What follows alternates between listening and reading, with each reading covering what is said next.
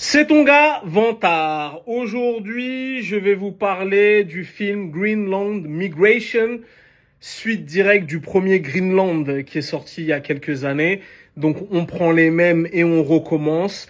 Je l'ai vu ce matin et à l'arrivée, j'ai passé un bon moment.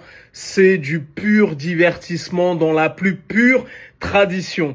Je vais t'expliquer pourquoi j'ai aimé en quelques points. Déjà, premier point.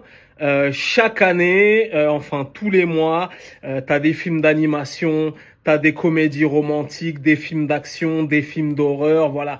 Les genres se suivent et se succèdent.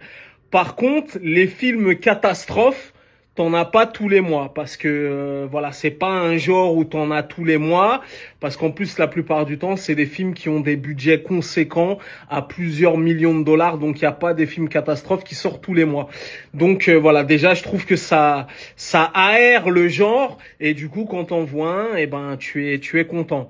Le deuxième point que j'ai aimé dans ce film, c'est que le film dure 1h33 TTC, voilà.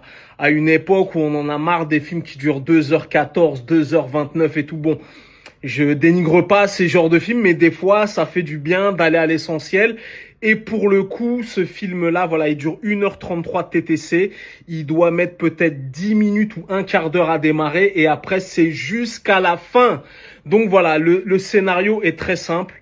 Voilà, le synopsis est très simple. C'est la même famille que dans le 1. Donc Gérard Butler, sa femme et son gosse.